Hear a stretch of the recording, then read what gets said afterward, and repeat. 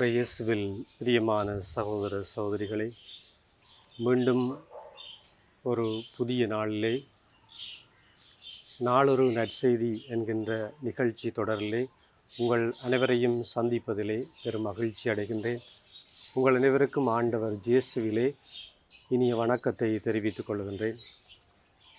இன்று நாங்கள் பாஸ்கா காலத்தின் 5வது வாரத்திலே சனிக்கிழமையில் நிற்கின்றோம். இன்றைய நாளுக்குரிய நற்செய்தியை தியானித்து அதை சிந்தித்து இறைவார்த்தை பகிர்விலே ஈடுபடவும் ஆண்டவரோடு ஐக்கியமாகி செபிப்பதற்கும் உங்களை அன்போடு அழைத்து நிற்கின்றேன். எனவே இந்த வேளையிலே நாங்கள் இறை வார்த்தையை நற்செய்தியை செவிமடுப்பதற்கு செல்வோம். தூய ஜோவான் எழுதிய நற்செய்தியிலிருந்து வாசகம். அதிகாரம் 15 திருவசனங்கள் 18 21 வரை. அக்காலத்தில் இயேசு தம் சீடரை நோக்கி கூறியது: உலகு உங்களை வெறுக்கிறது என்றால் அது உங்களை வெறுக்கும் முன்னே என்னை வெறுத்தது என்பதை தெரிந்து கொள்ளுங்கள். நீங்கள் உலகை சார்ந்தவர்களாக இருந்திருந்தால் தனக்கு சொந்தமானவர்கள் என்னும் முறையில் உலகு உங்களிடம் அன்பு செலுத்தி இருக்கும். நான் உங்களை உலகிலிருந்து தேர்ந்தெடுத்து விட்டேன். நீங்கள் உலகை சார்ந்தவர்கள் அல்ல. எனவே உலகு உங்களை வெறுக்கிறது. பணியாளர் தலைவரை விட பெரியவர் அல்ல என்று நான் உங்களுக்கு கூறியதை நினைவில் வைத்து கொள்ளுங்கள். என்னை அவர்கள் துன்புறுத்தினார்கள் என்றால் உங்களையும் துன்புறுத்துவார்கள். என் வார்த்தையை கடைப்பிடித்திருந்தால் தானே உங்கள் வார்த்தையும் கடைப்பிடிப்பார்கள். என் பெயரின் பொருட்டு உங்களை இப்படியெல்லாம் நடத்துவார்கள். ஏனெனில் என்னை அனுப்பியவரை அவர்கள் அறிந்து கொள்ளவில்லை. இது வாழ்வு தரும் கிறிஸ்துவின் நற்செய்தி. கிறிஸ்துவே உமக்கு புகழ்.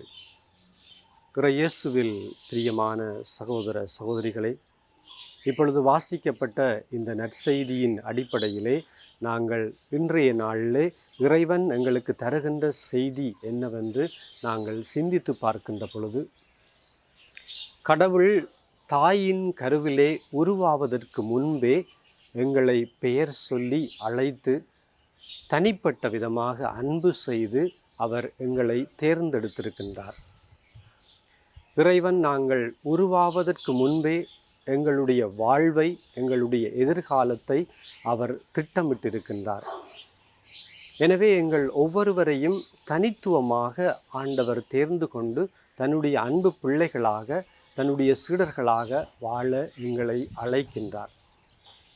இந்த உலகத்திலே நாங்கள் வாழ்ந்தாலும் எங்களுடைய உயரிய இலக்கு, உன்னதமான எதிர்நோக்கு இறைவனோடு நாங்கள் ஐக்கியப்பட்டு ஒன்றிணைந்து வாழ்வதுதான் எங்களுடைய எதிர்நோக்காக, எங்களுடைய இலக்காக இருக்கின்றது.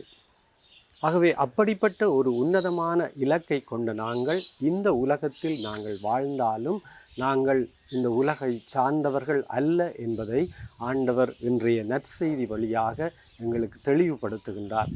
நீங்கள் இந்த உலகத்தில் வாழ்ந்தாலும் நீங்கள் இந்த உலகை சார்ந்தவர்கள் அல்ல என்று சொல்லி ஆண்டவர் இயேசு கூறுகின்றார். இயேசு இந்த உலகத்திலே வாழ்ந்த பொழுது மெசியாவை பற்றி, ஆண்டவர் இயேசுவை பற்றி சரியான புரிதல் அவர் வாழ்ந்த காலத்தில் இருந்த ஜூத மக்களுக்கு இருக்கவில்லை. தவறான பிழையான புரிதலை அவர்கள் கொண்டிருந்தார்கள். ஆண்டவர் இயேசுவை பற்றியும் பிழையான விமர்சனங்களை அவர்கள் முன்வைத்தார்கள். இயேசுவுக்கு பல துன்பங்களையும் வேதனைகளையும் கஷ்டங்களையும் பாடுகளையும் அவர்கள் கொடுத்தார்கள். அவற்றையெல்லாம் ஆண்டவர் இயேசு ஏற்றுக்கொண்டு அவர் தந்தைக்கு எப்பொழுதும் கீழ்ப்படி உள்ளவராக, இறை தந்தையினுடைய திட்டத்தை, திருவுளத்தை இந்த உலகத்திலே நிறைவேற்றுவதற்காக, இறை ஆட்சியை இந்த உலகத்திலே நிறுவுவதற்காக ஆண்டவர் இயேசு தன்னுடைய வாழ்நாள் முழுவதும் செலவழித்தார் என்று சொன்னால் அது மிகையாகாது. அதே போன்று எங்களுடைய வாழ்க்கையிலும் இயேசு துன்பங்கள் இல்லை அல்லது துன்பங்கள் இல்லாத சௌகரியமான எல்லா சுகபோகங்களும் நிறைந்த வாழ்க்கையை எங்களுக்கு தருவார் என்று சொல்லி அவர் வாக்கு பண்ணவில்லை. எங்களுடைய வாழ்க்கையிலே துன்பங்கள், கஷ்டங்கள் இருக்கும் என்றுதான் ஆண்டவர் இயேசு கூறுகின்றார். ஆனால் அந்த துன்பங்கள், கஷ்டங்களை எங்களை பக்குவப்படுத்துகின்ற காரணிகளாக, எங்களை ஒரு பூரணத்துவம் கொண்ட மனிதர்களாக வாழுகின்ற கருவிகளாக நாங்கள் அவற்றை மாற்றியமைத்து எங்களுடைய உன்னத உயரிய அந்த இலக்கை நோக்கி பயணிக்கக்கூடிய மக்களாக நாங்கள் இருக்க வேண்டும் என்றுதான் ஆண்டவர் இயேசு இன்றைய இறைவார்த்தை வழியாக, குறிப்பாக நற்செய்தி வழியாக எங்களுக்கு கற்பிக்கின்றார். எனவே ஆண்டவர் இயேசுவினுடைய இறை வார்த்தையை, நற்செய்தியை கேட்ட நாங்கள் அவரை போன்று இந்த உலகத்திலே எத்தனையோ துன்பங்களை, பாடுகளை அனுபவித்தாலும் அவர் தன்னுடைய அழைத்தலிலே உறுதியாக நிலைத்திருந்தார்.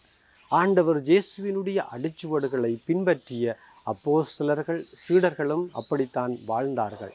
இயேசுவுக்கு உகந்த சீடர்களாக தங்களுடைய வாழ்க்கை முழுவதுமே அர்ப்பணித்து அவர்களும் எத்தனையோ வேதர கலாபனைகள், துன்பங்கள் மத்தியிலும் தங்களுடைய விசுவாசத்தை நிலைநிறுத்தி உறுதியாக ஆண்டவருக்காக சாட்சியம் பகர்ந்தார்கள். அதே போன்று எங்களுடைய அன்றாட கிறிஸ்தவ வாழ்க்கையிலே, நாளாந்த வாழ்க்கையிலே வருகின்ற சவால்கள், துன்பங்கள், எங்களுடைய விசுவாசத்தை உலுக்குகின்ற சந்தர்ப்பங்களிலெல்லாம் நாங்கள் உறுதியாக நிலைத்திருந்து உயரிய எதிர்நோக்கோடு உன்னதமான இலக்கோடு பயணிக்கின்ற நல்ல கிறிஸ்தவர்களாக, ஆண்டவர் இயேசுவுக்கு உகந்த சீடர்களாக நாங்கள் ஒவ்வொருவரும் வாழ வேண்டும் என்பதுதான் இறை இயேசுவினுடைய விருப்பமாக இருக்கின்றது. ஆகவே அதை எங்களுடைய வாழ்க்கையிலே கடைப்பிடிக்கின்ற மக்களாக நாங்கள் ஒவ்வொருவரும் இருக்க ஆண்டவரிடம் வரம் கேட்டு அந்த மனநிலையை கொண்டவர்களாக எங்களுடைய நாளாந்த வாழ்க்கையிலே உற்சாகத்தோடும் ஆர்வத்தோடும் பயணிக்கின்றவர்களாக இருக்க தொடர்ந்து ஆண்டவரை நோக்கி செபிப்போம்.